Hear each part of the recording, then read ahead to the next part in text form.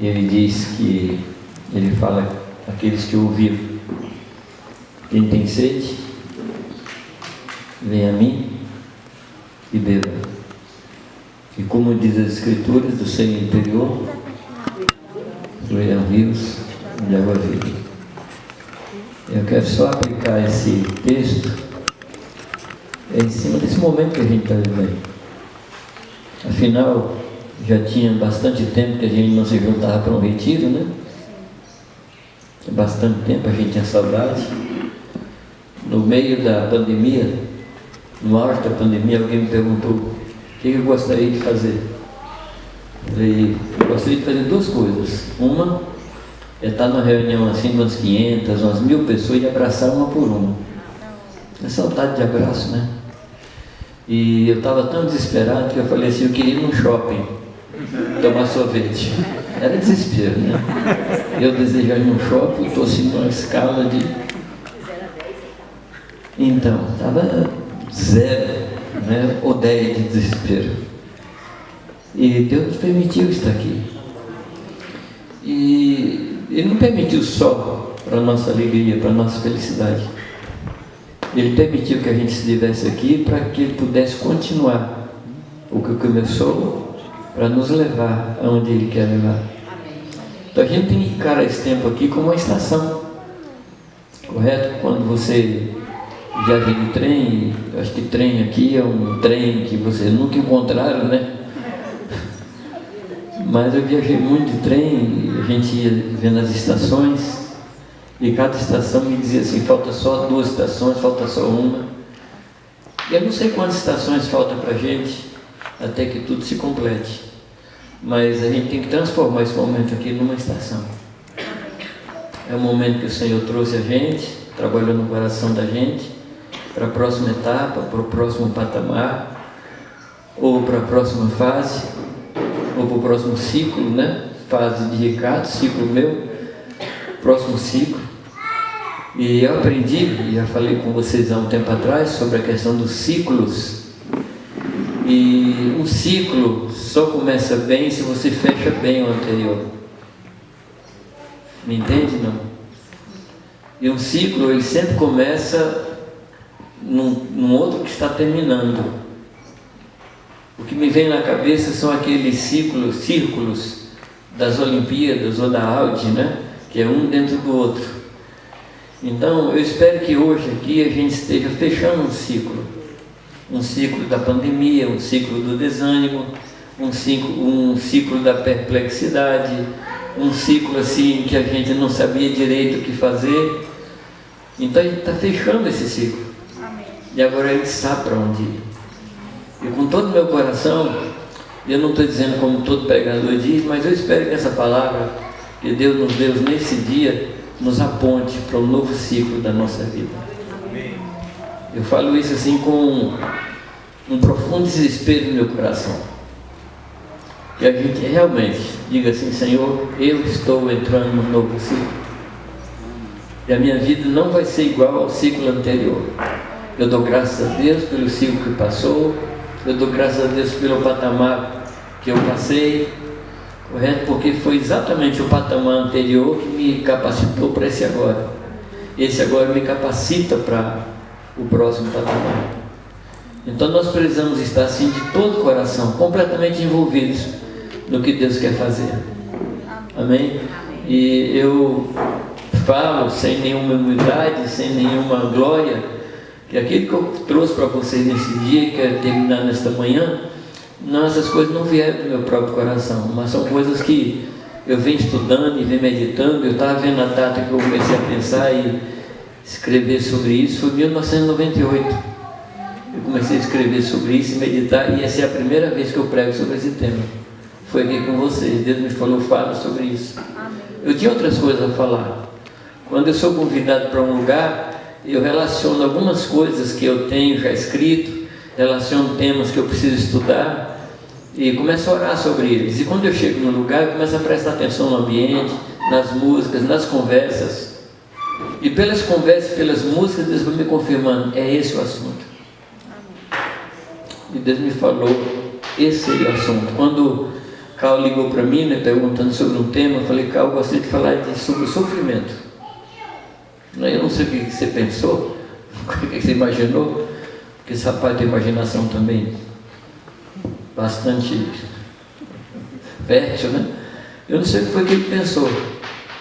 E comentando aqui com vocês, falando esses dias aqui, eu entendi claramente que Deus tem um novo patamar para onde Ele quer que a gente suba. E quem decide subir sou eu e é você. Eu não posso fazer como a gente gostaria no tempo que a gente criava os filhos, né? De abrir a cabeça deles e meter o assunto lá, né? Eu não posso fazer isso. O máximo que eu posso ir até a mente de vocês. Eu não chego ao coração. É você que abre a portinha aí, que faz a conexão da cabeça para o coração. E eu espero, de todo o meu coração, que o Espírito Santo esteja ajudando você a fazer descer para o seu coração as coisas que Deus falou. Claro que eu espero que as coisas que Jamê falou não desçam para o seu coração. Fique na mente até o final aqui e você esqueça. Mas o que Deus falou, eu espero que chegue ao seu coração e traga assim um novo prisma, uma nova expectativa de vida, uma nova dimensão para o seu coração. Amém? Amém. Então o assunto que a gente está falando é o sofrimento. E falamos sobre o sofrimento que vem por causa do pecado. Eu citei aqui alguns personagens, né, como Davi, como Saul, citei com vocês aqui, e comentei com vocês que nós temos um homem que é chamado na palavra de um homem segundo o coração de Deus, mas isso, o fato de Deus ver Davi como um homem segundo o seu coração, não impediu que ele pecasse. Então nós precisamos ser humildes, ser quebrantados, para não sermos levados para o pecado. Amém? Comentei com vocês segundo causa de sofrimento, que é decisão equivocada. Correto? O que nós ouvimos aqui não garante que nós não vamos tomar alguma decisão equivocada no futuro. Mas a gente tem algumas ferramentas. Nós temos o Espírito Santo. Correto? Eu vou começar por ordem de menor importância, tá? Nós temos a nossa consciência. Correto? Você sabe o que é a consciência, né? Você vai fazer alguma coisa e acende uma luzinha lá dentro. Você fica assim, né? Dá um mal-estar, é isso não? Dá assim um sentimento assim, que você comeu uma coisa que não prestava, né? Isso é a consciência. A segunda são os nossos conselheiros, nossos pais, os irmãos da congregação, nossos amigos de Deus. Pedir conselho. Eu comentei com vocês que o momento onde mais nós erramos é quando nós temos certeza. Então, você tem certeza de alguma coisa? Não faça. Pergunte, converse, escute. Isso não é sinal de fraqueza, ao contrário, é sinal de sabedoria. Perguntar, o que você acha que eu devo fazer? Você sabe, eu também sei, às vezes que você tomou uma decisão sem pedir conselho. E você sabe o sofrimento que você teve ou o sofrimento que você causou. A outra coisa, se eu posso chamar de coisa, é a palavra. O que é que a palavra diz sobre isso? E o grau mais alto é o Espírito Santo. E o Espírito Santo sempre vai trabalhar em cima da palavra. Tem coisas que você não precisa orar, você já sabe. Você já leu um dia e você sabe que aquilo ali não é para você. Você já leu. E o último é quando o Espírito Santo fala com você. Amém? Isso significa que você aprendeu a prestar atenção na consciência, significa que você já aprendeu a pedir conselho e você foi, como diz a palavra, aqueles irmãos que pela prática, eles sabem discernir as coisas. Aí você chega nos conselheiros e fala assim, eu aprendi.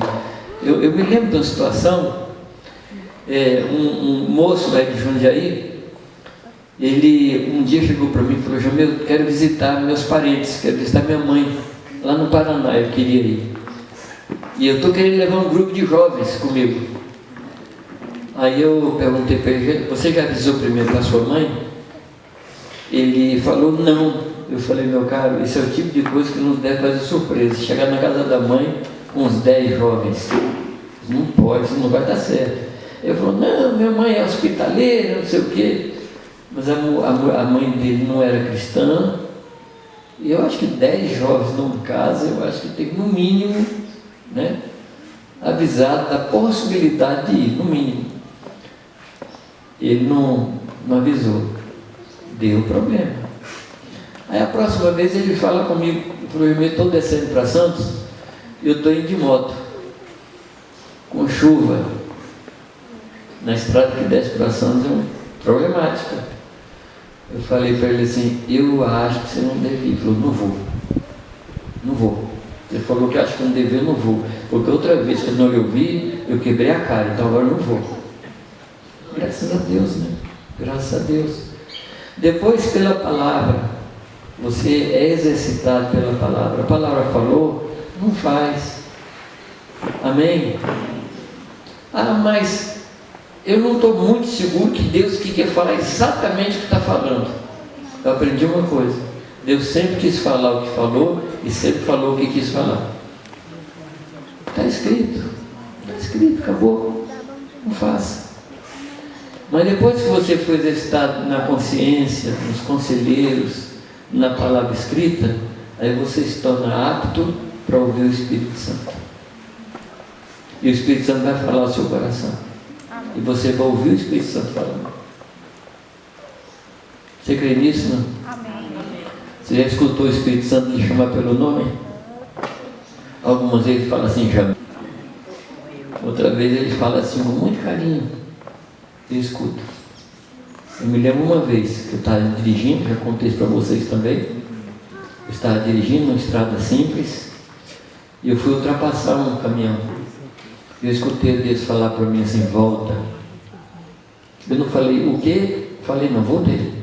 Se eu tivesse falado o quê, eu tinha sido atropelado por uma carreta que passou que eu não tinha visto. Aí Deus lá em cima me mostra cada quilo. E lá estaria patê de pastor, lá no asfalto. Deus falou, não administra, obedece. Um dos grandes problemas do cristão é administrar o que Deus falou. A palavra de Deus não é para ser administrada, não é para ser questionada, é para ser obedecida. Isso vai ajudar você a não tomar decisões equivocadas. Amém? Amém. Eu citei para vocês alguns textos que falam sobre critério. O que é critério? O que é critério? Pensar nas consequências. Alguém falou ser detalhista, é fato, é isso também.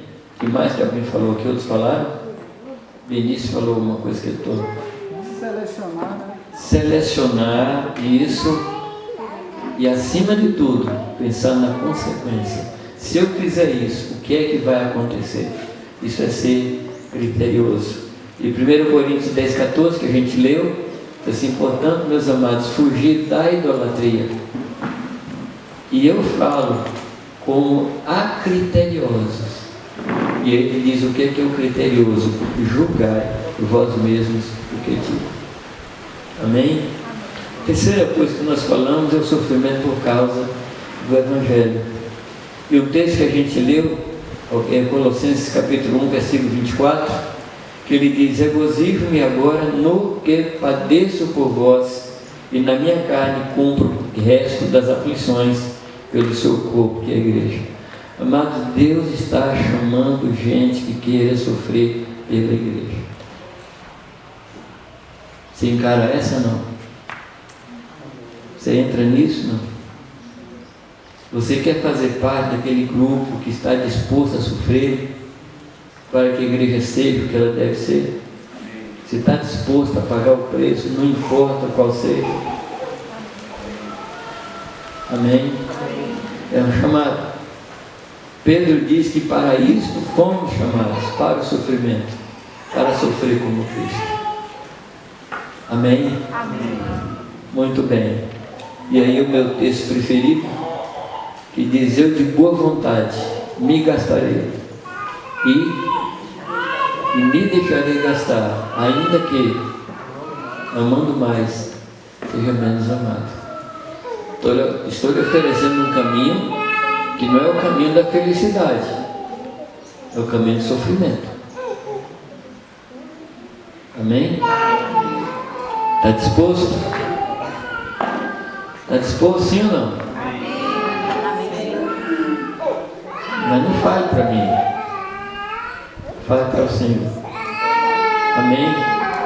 O quarto motivo de sofrimento, nós falamos de formação e fortalecimento do caráter de Cristo em nós.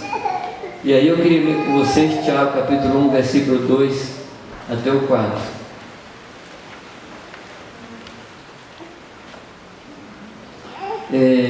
Vamos fazer um exercíciozinho? Podemos, não?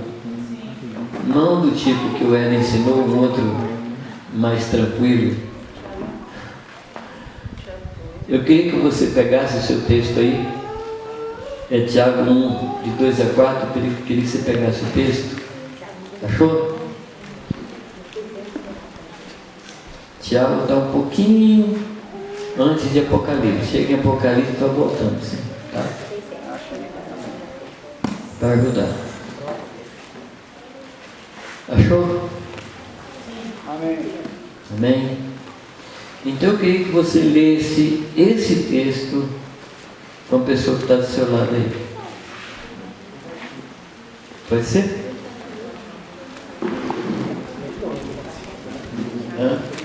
Senta aqui atrás, meu filhinho. Não, você se excluir. Ou os dois, né, que sentam atrás e não sentam na frente. Aliás, pastores, eu gostaria de fazer uma consulta.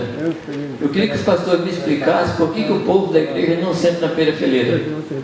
É humildade? Ou é o desejo de ser chamado para frente? Gente, eu acho que eu vou morrer e não vou entender esse negócio.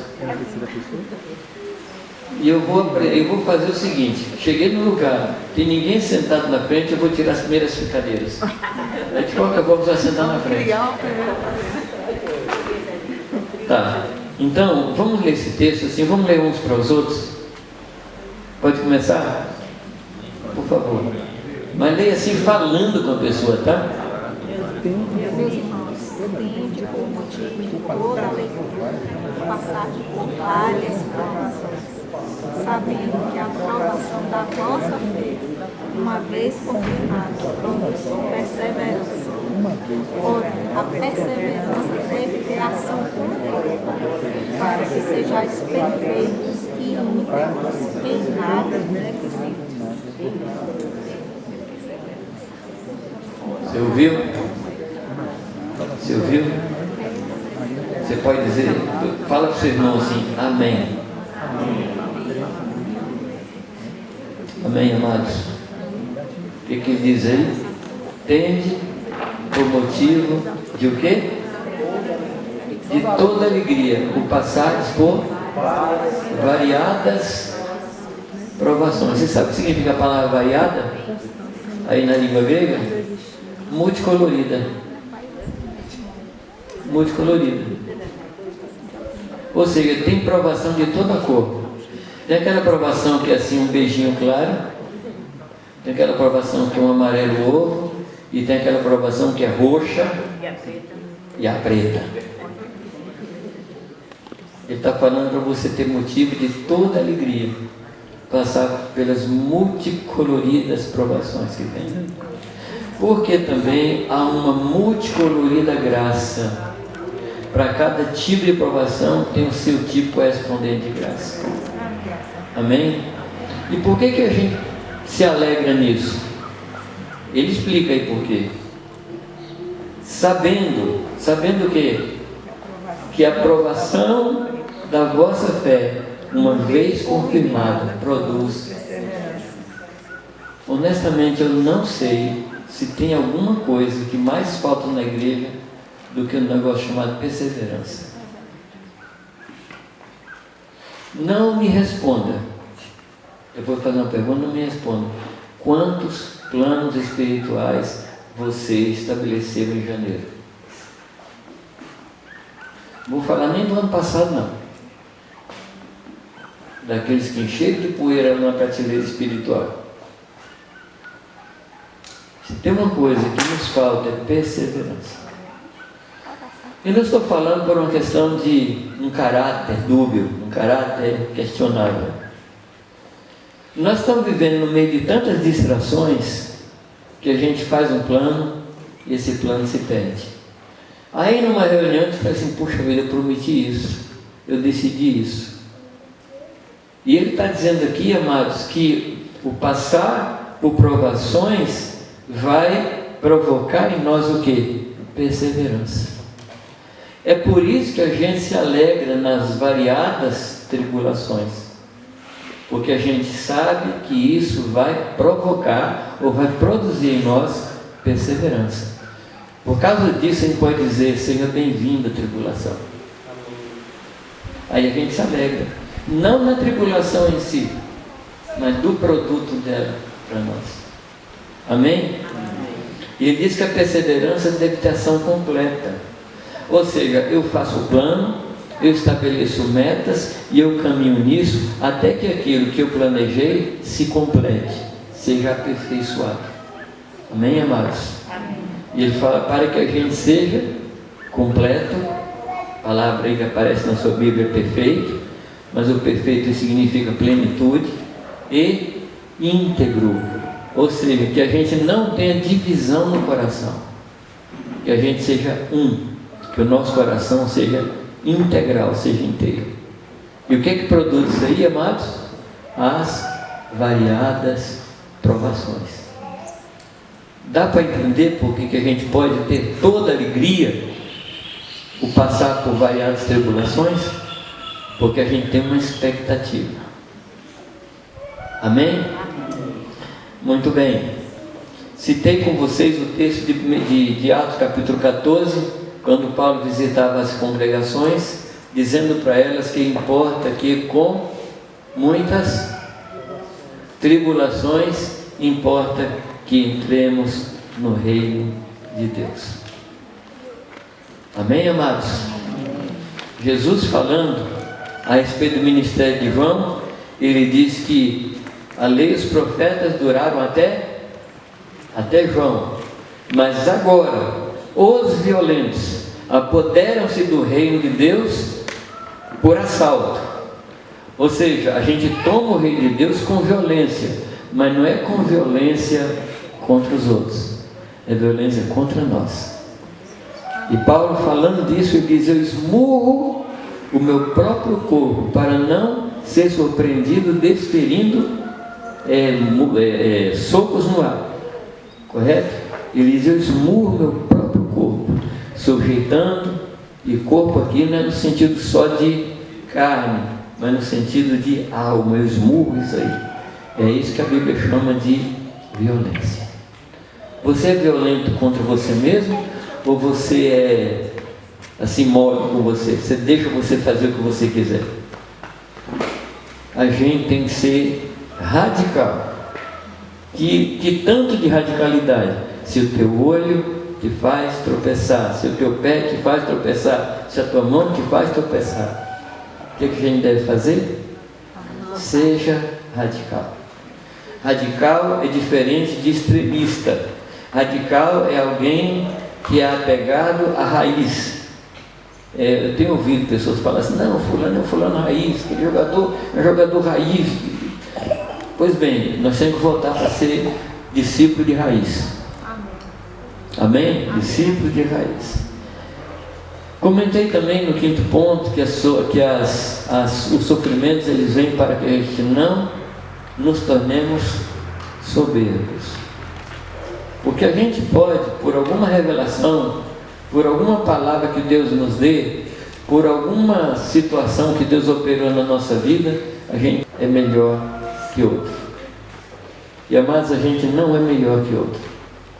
A gente não é nem igual ao outro. também eu já vi crente falando assim, não, olha, eu posso não ser o melhor, mas o pior também não sou. Está errado. Quando Paulo olha para si e diz, eu sou o principal dos pecadores. E quando você se vê como o principal dos pecadores, como o menor dos servos de Deus, aí servir aos outros não tem problema. Me compreende? Não. Servir aos outros não vai ter problema. Trazer um copo de água, fazer um favor a alguém, servir a alguém, você vai considerar como o normal. Porque você é o pior mesmo. Você é o pior mesmo, então que importância tem servir aos outros? Não é que dor tem servir aos outros? Nenhuma. E eu citei para vocês nesse ponto aí, eu falei algumas coisas a respeito de Saul. E eu queria ler com você 1 Samuel 15:17, foi um texto que eu citei, mas a gente não leu. 1 Samuel 15:17. Eu acho esse texto assim muito expressivo para a gente.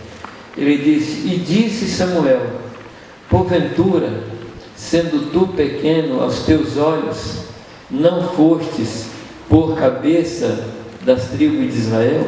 E o Senhor tinha ungido o rei de Israel. Quando você era pequeno aos teus próprios olhos, como é que você se vê? Como é que você se vê? Você se vê como maior que os outros? Você se vê como uma pessoa pequena? Uma pessoa insignificante? Como é que você se vê? E é nesse ponto que Deus traz unção para nós. Quando a gente é pequeno, a gente recebe a unção de Deus. Porque a unção é para nos capacitar para realizar o querer de Deus. Agora, se eu acho que eu sou grande, para que precisa de unção, né? Para que precisa de graça? Se eu sou capaz, eu tenho capacidade, eu tenho possibilidade, eu sei fazer. Mas quando eu olho para mim e me vejo pequeno, aí eu estou pronto para receber a capacitação, receber a unção do Senhor. Como é que você se vê? Eu não preciso me responder também. O ponto que nós terminamos ontem, eu acho que foi esse, ou foi o 7º, foi para que nós possamos aprender a obedecer e a ser pacientes. E aqui eu quero ler com vocês Romanos 5, versículo 3. Romanos 5, versículo 3, e diz, e não somente isso, mas também nos gloriamos em quê? Pois é, lembra do que Tiago fala?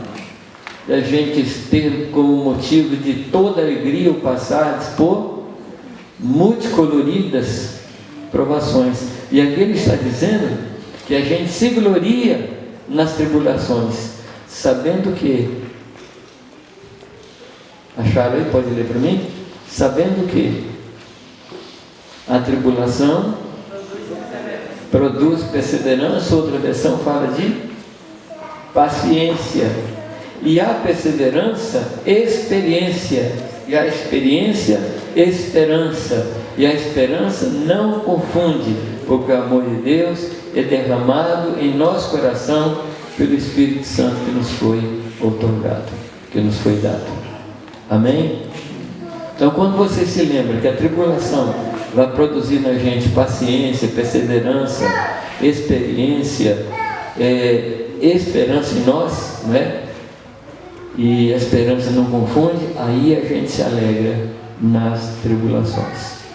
Ou melhor, a gente se alegra dentro das tribulações. O 7º ponto vem o sofrimento para nos ensinar a guerrear.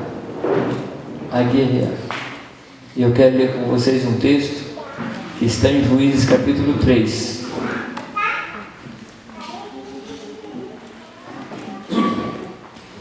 São estas as nações que o Senhor deixou para, por elas, ou seja, através delas, provar a Israel. Deus tinha poder para fazer sair dali todas aquelas nações, os cananeus, os sidônios, os heveus, os amorreus, os ferezeus, os jebuseus, os cananeus, o Senhor tinha poder para tirar aquelas nações de uma vez só? Tinha ou não? Por que Ele não tirou?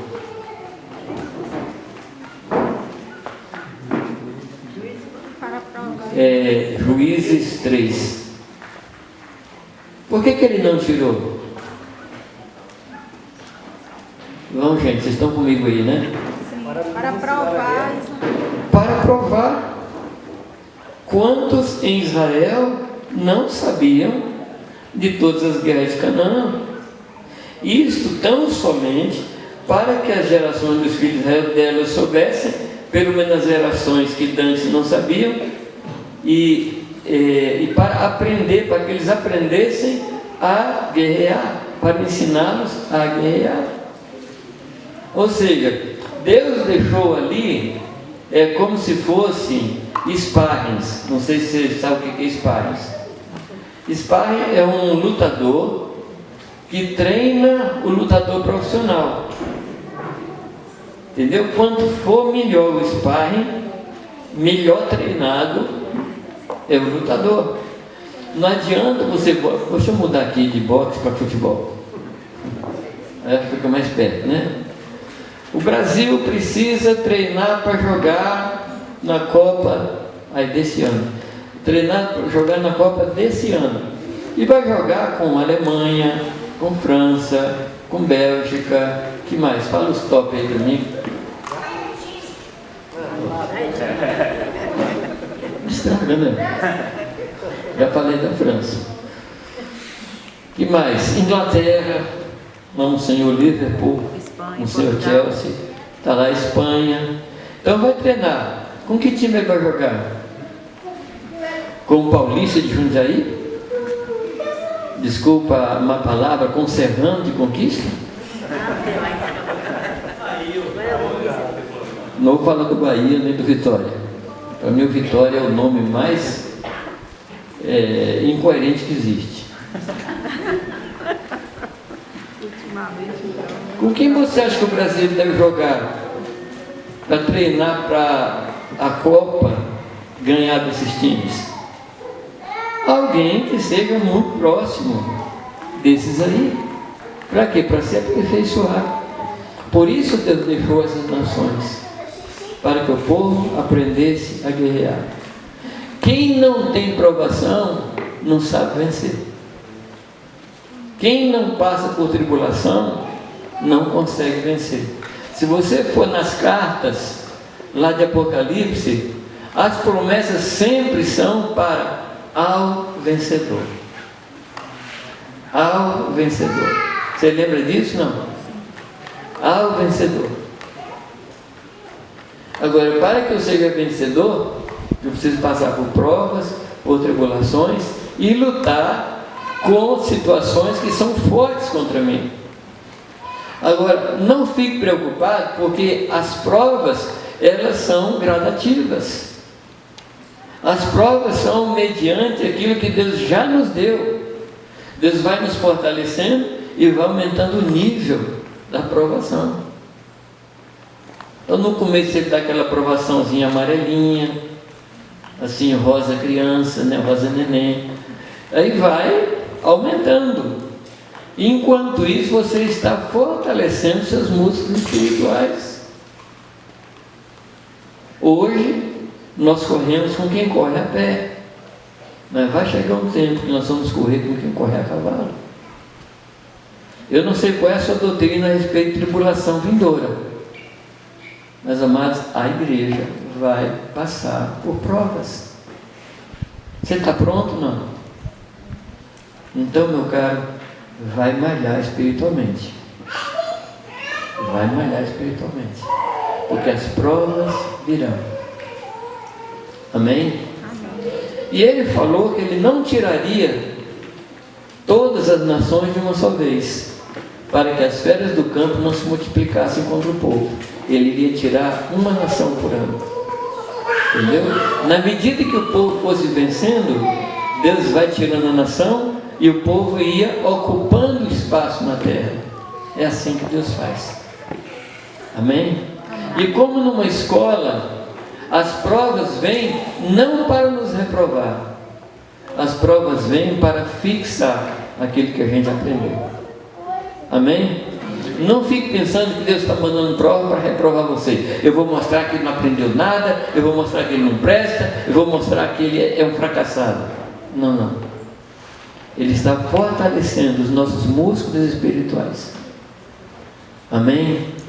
Então, cada prova que vem contra você, você precisa dizer: Deus, eu quero passar nessa prova. Então, me dá graça, me dá perseverança, me dá hombridade, porque eu quero passar essa prova.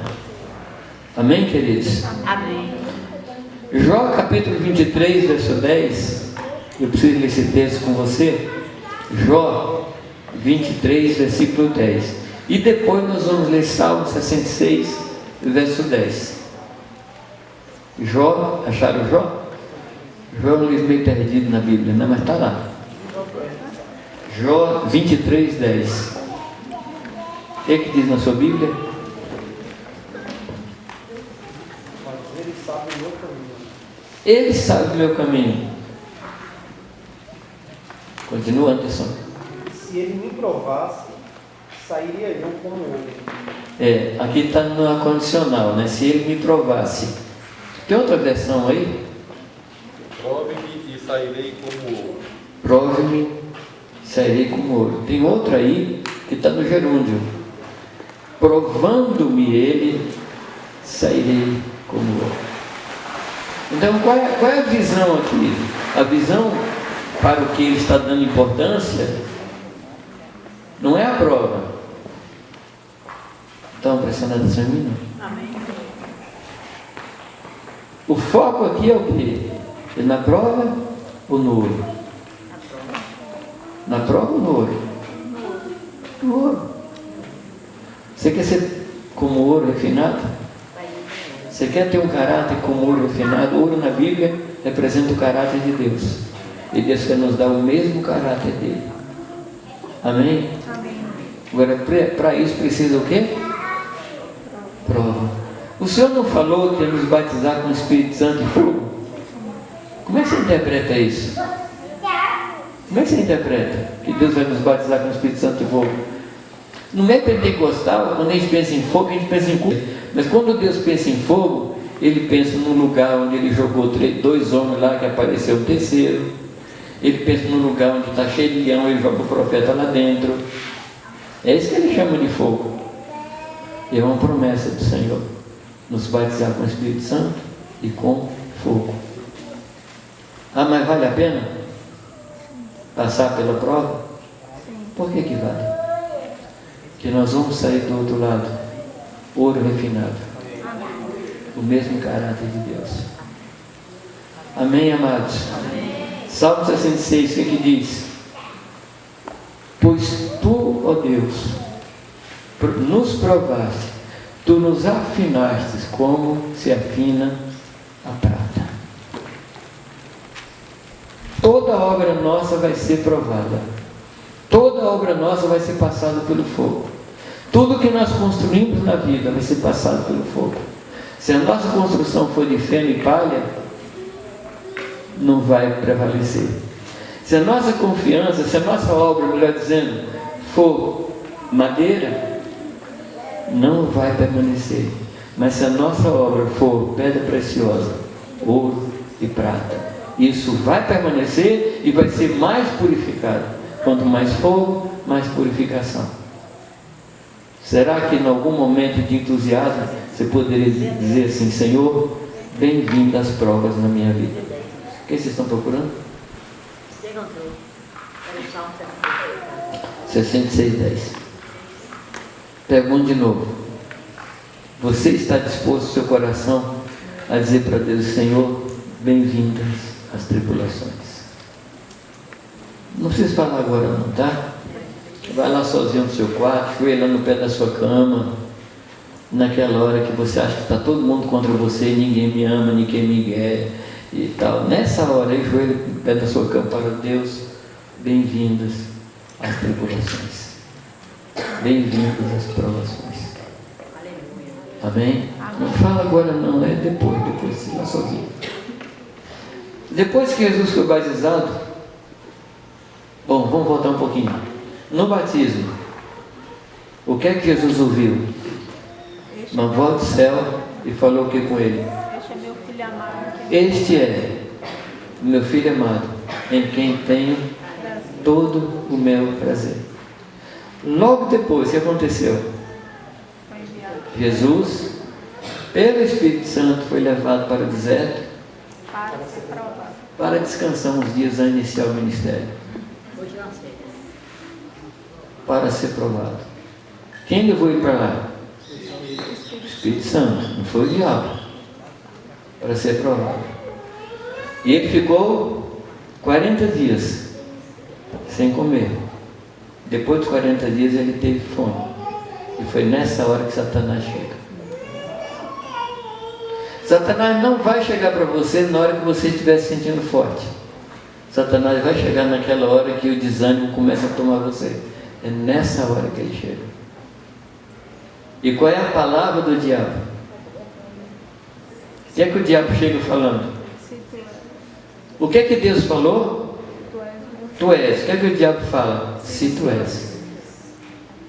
Mas o diabo nunca mudou de estratégia. Nunca. Ele muda o invólucro. Sabe esse produto que é o mesmo, mas a pessoa muda de embalagem, ou uns negócios diferentes, mas a coisa lá é a mesma. O diabo é assim. Ele só inventa jeito novo de fazer a mesma coisa. Assim desde o Éden. Desde o Éden. E até hoje. O trabalho dele é pôr em dúvida o que Deus nos fala. E eu aprendi uma coisa, amados: dúvida é igual barata. Se você não matar a primeira, enche depois. Entrou uma barata, entra 1000. Entrou uma dúvida, entra 1000. Mas você pode usar a dúvida para fortalecer a sua fé. A dúvida veio, você corre para a palavra, para a oração. E Deus responde. O que é que você está fazendo? Você está fortalecendo a sua fé em cima de uma dúvida. Me compreende, não? Então, se você trabalhar direito, a dúvida vai trabalhar a seu favor. Então, quando o diabo chega para Jesus, se tu és filho de Deus, vai dizer isso, ele vai estar escrito. Está escrito. Jesus traz à memória, como homem, tudo que ele sabia de Deus. E é com isso que ele vence a Satanás. E quais as coisas que o diabo tentou ele? A fome, ou seja, as necessidades imediatas e lícitas, e Jesus deveria satisfazer aquilo. Jesus fala: não, eu não vivo disso. Eu vivo daquilo que Deus fala. Satanás tenta Jesus com a imortalidade. É a busca da imortalidade sem Deus. Ah, não. Eu quero confiar em Deus e não na minha imortalidade. Ele fala do zelo deste mundo, oferecendo a glória. Eles falam: não, não é por aí. Interessante que ele oferece a Jesus exatamente o que Jesus veio buscar. Porque Jesus veio restaurar a glória dele e o reinado dele sobre os reinos deste mundo. E Satanás oferece. Deus fala: não, não é assim que eu vou conquistar. Não é me sujeitando a você que eu vou conquistar. Eu vou conquistar pela minha morte, pela minha ressurreição. E por fim, ele oferece a Jesus poder político. Você vai reinar sobre todas as nações. Jesus não é por aí. Mas o ponto central é: se tu és filho. Não é assim que muitas vezes acontece no nosso coração, quando uma luta é muito forte, a gente começa a pôr dúvida, primeiro, se Deus escuta a oração. Será que Deus está me escutando? Já passou isso com você, não? E se você não resolve isso, qual é a próxima dúvida? Será que eu sou filho de Deus mesmo? Qual é a próxima dúvida? Deus existe? Uma dúvida trará outra cada vez pior, até que a gente negue o próprio Deus. Entendeu? Mas a prova não é para isso. As tentações pelas quais Jesus passou têm a mesma base de sempre, ou seja, desejo da carne, desejo dos olhos e soberba da vida. São essas coisas que vêm contra nós. Da mesma maneira, nós precisamos aprender a guerrear. Entender que a nossa luta não é contra a carne nem sangue. A nossa carne não, é luta contra a nossa carne, não a carne dos outros. E nem contra o sangue dos outros. Mas é contra a nossa própria natureza. Precisamos entender, amados, que embora lutando na carne, as armas da nossa milícia não são carnais. Amém? Mas são espirituais e poderosas em Deus. Para fazer o quê? Primeiro, anular sofisma. O que é um sofisma? Sofisma é um pensamento que tem aparência de verdade. E as armas que Deus tem nos dado, primeiro, apaga sofismas. Segundo, derruba fortalezas. Fortalezas são aquelas coisas que vão tomando conta da nossa vida e vão se solidificando. E vão permanecendo e endurecendo o nosso coração. Mas as armas que Deus tem nos dado, que são espirituais e poderosas nele, além de derrubar o sofisma, além de anular o sofisma, derruba a fortaleza. E que mais as armas fazem? O que as armas espirituais fazem? Anula o sofisma, derruba a fortaleza e faz o quê? E traz cativo aos pés de Cristo todo pensamento que é altivo se levanta contra o conhecimento de Deus. Amém, amados? Sofisma, fortaleza e pensamentos que vêm contra Deus. Nós temos armas espirituais para vencer esses pensamentos. Amém, queridos? Aprender a manejar a espada do Espírito, que é uma arma espiritual. O diabo falou alguma coisa e fala, está escrito. Está escrito. Eu já passei por situações em que o diabo aparece para me provar. Eu estava dirigindo uma vez numa estrada interior de São Paulo e ia sofrer um acidente exatamente igual a um acidente que eu sofri anos atrás desse evento. Passei por uma encruzilhada e Deus me livrou de um acidente, e logo que eu passei o acidente, eu percebi, eu estava no carro sozinho, era de madrugada, e eu percebi Satanás sentando no banco do passageiro. Eu não sei descrever, mas era a figura dele sentada ali do meu lado. Eu virei para ele, você quer uma carona? Você quer andar comigo? Pode ficar aí. E eu comecei a adorar a Deus, orar em línguas, cantar em línguas, e ele ficou ali, até que ele não aguentou ficar no carro e desapareceu. As nossas armas são poderosas. Aleluia. Amém? Nossas armas são poderosas e elas estão à disposição de cada um de nós. Glória a Deus. Aleluia. Amém, amado? Amém. Então Deus está treinando você. Vem contra nós ciladas do inimigo, vem contra nós conselhos de pessoas que são maldosas, são más, são perniciosas, são devassas, e nós precisamos estar atentos para quebrar todas essas armas que vêm contra nós. Lembrando que maior é o que está em nós do que aquele que está no mundo.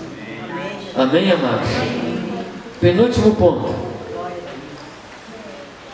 Vem o sofrimento para que a gente aprenda a consolar. A consolar. Se você está aqui na terra para pregar o Evangelho, para cuidar de pessoas, uma das coisas que você precisa aprender é consolar pessoas. Amém? Amém. Então tá. Tendo dito isso, eu quero apresentar a você uma situação. Às vezes vem uma prova, vem uma luta, vem uma situação ruim, vem um ataque que você não consegue discernir qual a procedência. Aí você começa pensando, será que eu pequei? Será que foi alguma coisa que eu fiz? Será que eu chutei a cruz? Será que... Você começa a pensar, onde é que está o pecado? E você vai diante de Deus e busca do Senhor, Senhor, sonda-me, pois tu me conheces, mostra se há em algum caminho mau, e luta, e não acha nada. Aí você fala, não é pecado, o Espírito Santo não me revelou nenhum pecado. Aí você fala, é Satanás. Aí você começa a amarrar, fazer toda oração de exorcismo e não funciona. Você faz oração fraca, oração Salmo 119 inteirinho, e a coisa está ali. Aí você fala, o que está acontecendo comigo? Eu aprendi uma coisa, amados. Tem lutas que vêm para nós, aprovações que vêm para nós, que eu chamo de curso de consolação. Deus está colocando você num curso, para você aprender a consolar as pessoas. Porque como é que você pode consolar se você não foi consolado? E como é que você pode ser consolado se você não passou por uma tribulação? Então existem tribulações que vou falar baixinho aqui, tá? Que é o próprio Deus que manda. Ele está fortalecendo seus mundos espirituais. E mais do que isso, está quebrando você, está provando você, para você entender pessoas que estão passando pela mesma coisa. Meu primeiro pastorado, eu ficava assim, injuriado, porque eu tinha me preparado durante toda a semana, no estudo, me aprofundado, lido bastante para pregar no domingo. Aí chegava no domingo lá, estava pregando com aquele entusiasmo e via assim alguns irmãos dormindo na reunião. Mas eu falava, que falta de respeito para comigo, né? Eu ficava assim, mas muito chateado, mas muito mesmo. Mas a congregação da qual era pastor não tinha condição de sustentar a gente financeiramente. Então eu tive que procurar um emprego. E achei um emprego num supermercado que era parte de uma grande companhia. Grande companhia em termos da cidade onde eu morava, sabe? Não é pensar assim, Petrobras, não. Era. E o dono da empresa me tomou como seu braço direito. Ou seja, eu fazia de tudo. No supermercado eu supria as gôndolas. Quando faltava na casa de construção, no material de construção, faltava cimento, era eu que pegava o caminhão, era eu que ia lá na fábrica, era eu que descarregava o caminhão de cimento quente, que eu acho que você nunca passou por isso, e eu espero que você nunca precise passar. Quando faltava um motorista para levar banana no Ceasa, era eu que ia lá na roça, montava o caminhão de banana, de madrugada ia para o Ceasa descarregar a banana, ou entregar palmito, que tinha uma fábrica de palmito, entregar palmito no Porto de Santos, nos navios que chegavam. Então eu fazia de tudo. E quando precisava entregar gás de porta em porta, quem era o candidato era eu, porque era o braço direito dele. Isso, ao invés de ser uma honra para mim, era trabalho. Então eu passava o dia inteiro trabalhando. E quando chegava na reunião, eu tinha me preparado para pregar, eu estava totalmente quebrado. E a minha vontade era de dormir, não era de pregar.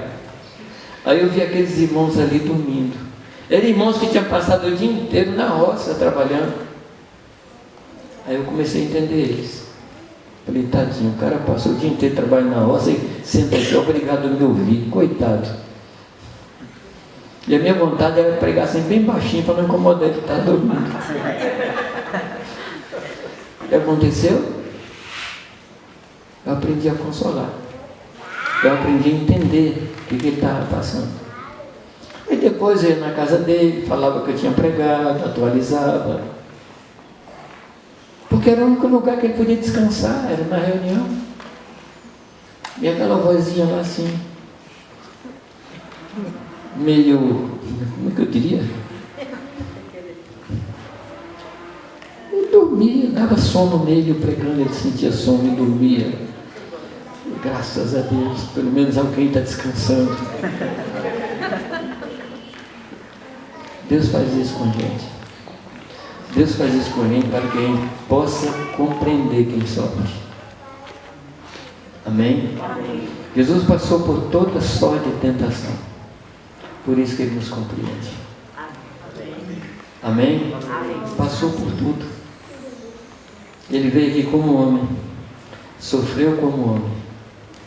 Ele sofreu como criança, como adolescente, como jovem, como adulto.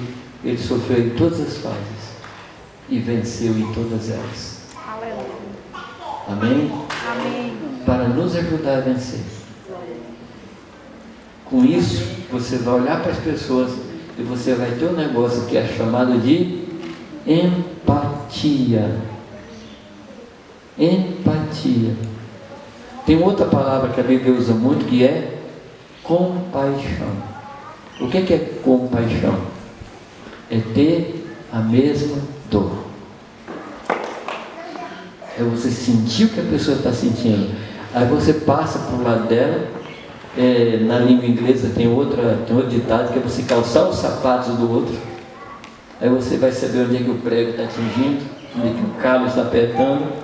Aí você para de criticar e começa a compreender.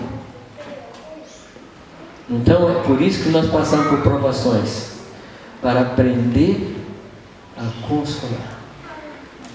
Amém? E como é que você consola se não for consolado? E como é que você é consolado se não passar por provas? Então tem prova que faz parte do curso de consolação. Mas eu quero te dizer que esse curso tem graduação, tem pós-graduação, tem pós-graduação, porque são variadas tribulações. Amém? Amém. Último ponto. Êxodo 19, de 4 a 6.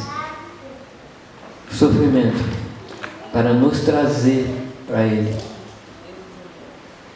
Êxodo 19, para mostrar que Ele é quem nos supre completamente.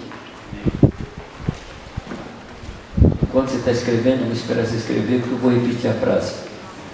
Se eu prestar 100% de atenção. Sofrimentos para nos trazer para Ele, para mostrar que é Ele quem nos supre completamente. Para ensinar a gente a não olhar para outra coisa, senão para Ele. Amém? Amém. Logo que eu entrei no ministério, o meu pai na fé, que me adotou como filho, me levou para o Amazonas. E lá, a gente não tinha nenhum sustento. Naquele tempo, a gente não tinha os amigos nas igrejas como a gente tem hoje. E não tinha. Era assim um negócio de a gente sozinho. Então não tinha assim para quem a gente pudesse apelar, fulano, nós estamos passando isso, manda oferta para a gente. Não tinha. E também o nosso pai na fé não permitia que a gente escrevesse para ninguém pedindo nada. E lá a gente aprendeu que Deus nos sustenta. Ele diretamente nos sustenta. Amém, amados? Amém. Deus é capaz. Você crê nisso? Não? Amém. Deus é capaz. Glória a Deus. Quantas pessoas estavam no deserto no tempo do Êxodo? Hã? Tá, eu não vou esforçar sua mente não, mas ao redor de 4 milhões de pessoas. Pergunto a vocês, quantos supermercados tem no deserto? Quais cartões de crédito estavam ali à disposição do pessoal dar o cartão para pagar depois quando entrasse em Canaã? Não tinha nem cartão de crédito, nem lugar para comprar. Quando a gente trabalhou em Manaus, 6 meses a gente estava fazendo um barco para poder morar no barco e viajar pelos rios do interior do Amazonas. E Manaus é uma cidade cosmopolita, naquele tempo era mais. Então você passava assim nos lugares e aqueles mercados com sorvete dinamarquês, com leite holandês, as coisas assim mais maravilhosas que existiam. A gente passava ali pelas lojas, ia a pé trabalhando no barco, não tinha dinheiro para pagar a condução, aí você passava olhando para as lojas, aquelas coisas lá bonitas nas vitrines, e sem um tostão no bolso para comprar. Não tinha, ninguém mandava. E um dia eu peguei um barco para visitar os índios com os quais a gente trabalhava. E no dia que a gente ia embora, chegou uma oferta de uma família de São Paulo. E eu no barco, entrando na mata, com um pacote de dinheiro no bolso e sem mercado para onde comprar. Eu falei, Deus, o senhor errou na data? Assim como a gente era sustentado na cidade, sem ter dinheiro para comprar, o Senhor sustentou a gente na mata, sem ter onde comprar. Deus mostrou para nós assim, está com dinheiro no bolso? Tem. Dá um jeito de comprar alguma coisa. Não tem. Então vou te sustentar do mesmo jeito. Não é o dinheiro que nos sustenta. É o Senhor. É o Senhor. E amado, nós vamos chegar num momento onde nós vamos ver cada vez milagres do Senhor nessa área. Muitos de nós não vão ter empregos. Muitos de nós não vão ter dinheiro para comprar nada. E Deus vai sustentar como Ele sempre fez. Amém? Amém. Então Deus muitas vezes nos coloca em provação para a gente saber que a gente é sustentado só por Ele. Um grande favor que Deus faz para nós é fazer as pessoas nos decepcionar. É um grande favor que Ele está fazendo para a gente aprender a não confiar nas pessoas. Eu digo confiar, não confiar na palavra, é confiar pensando que a pessoa vai nos ajudar, vai nos sustentar, vai cuidar de nós. É um favor que Ele nos faz. Êxodo diz assim: tendes visto o que fiz aos egípcios, como vos levei sobre asas de águia e vos cheguei a mim. Esse era o alvo para onde Deus queria levar o seu povo, para Ele. Canaã, terra que mana leite e mel, era só uma desculpa, era só uma isca, porque Deus não queria levar o povo para viver na terra sem Ele. Deus tirou o povo do Egito e trouxe para Ele, mas para atrair o povo, Deus falou: eu vou dar uma terra para vocês, e uma terra que mana leite e mel. Mas o objetivo do coração de Deus não era a terra, era Ele. Ele é a nossa Canaã. Ele é o lugar para onde nós vamos. E não estou falando nós vamos no futuro, nós vamos agora. Ele é o nosso lugar de descanso. Ele é o nosso sábado. Amém, amados? Você já aprendeu isso, não? E diz: agora, pois, se diligentemente ouvides a minha voz e guardardes a minha aliança, então sereis a minha propriedade dos povos. É para aí que Deus quer nos levar.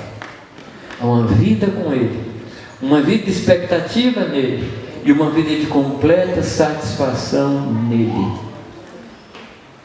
Dinheiro não satisfaz, casamento não satisfaz, emprego é bom não nos satisfaz. O que nos satisfaz é só Jesus Cristo. Amém? Eu estava ouvindo vocês cantarem aqui a primeira música. É Jesus. Como é que é aquela que me faz feliz? Como é? A primeira música vocês cantaram. Não, a primeira.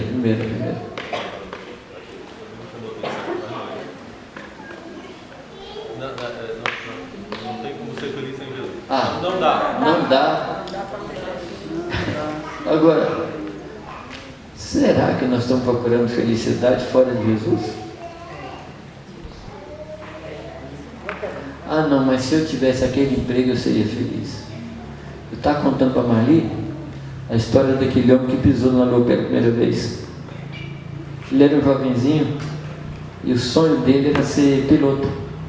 E ele lutou, família pobre, ele lutou, chegou a ser piloto. E passou assim um tempo assim, gozando daquela, onde ele chegou: agora eu sou piloto, que coisa maravilhosa e tal. Mas a novidade acabou. Ele falou: mas não era isso mesmo não. Aí ele resolveu ser piloto de caça. Lutou, chegou a ser piloto de caça. Então durante um tempo, voando pelos ares lá e tal, era feliz, mas depois descobriu que não era aquilo. Aí a NASA abriu inscrição para pilotos. Aí ele foi lá, entre tantos mil, ele foi um dos que foi aprovado. Então, durante um tempo, vou resumir para vocês. Um dia a NASA abriu inscrição para quem queria ir para a Lua. E quem queria ir para a Lua também tinha o que ia descer. Ele falou, esse é o sonho da vida. Primeiro homem a pisar na Lua. Esse é o grande sonho da vida. E ele lutou. E se preparou. E pisou na Lua. Voltou da Lua. Esse é o testemunho que eu li dele. Ele contou isso. Pessoa que pisou na Lua, que eu estou esquecendo o nome. Louis Armstrong. É ele? Neil. Louis Armstrong é o outro. Neil Armstrong cantou. Lembrando da música dele. E ele pisa na Lua. Quando ele volta, ele passa 1 ano e meio mais ou menos rodando o mundo, dando testemunho, dando palestra, até que a novidade acaba. Aí ele entra numa frustração muito grande, e no profundo da sua frustração ele descobre Jesus Cristo. Ele fala, era isso que eu buscava e não sabia o que buscava. Nós sabemos, a única coisa que nós precisamos é de Jesus Cristo. O Senhor é meu e eu não sinto falta de nada. Não é que eu tenho tudo, é que eu não sinto falta de nada. Amém. Amém? Como é que você chama isso? Se não for Canaã. Essa é a nossa cidade de refúgio. Essa é a nossa Canaã. Meu amado, não vá atrás de coisas que não lhe satisfaz. Conclusão. Sofrimento faz parte da vida. Seja de discípulos, seja de incrédulos. Nós passamos pelo mesmo sofrimento. Nascemos do mesmo jeito. E logo que nascemos, começamos a sofrer. Primeira coisa, o primeiro sofrimento que vem é sair do aconchego daquele útero quentinho de alguém que nos guardava. Segundo sofrimento, a gente já leva um tapa, sem ter feito nada. Mas o que eu fiz? Vai fazer a coisa chora. E daí em diante é só uma vida de sofrimento. Dores do crescimento. Entra na escola e vai avançando. É sofrimento todo dia até a hora da morte. Tem algum dia que você passou sem sofrimento? Se tiver, naquele dia você marque na agenda. Dia tal, dia que não teve luta nenhuma. Oh, glória!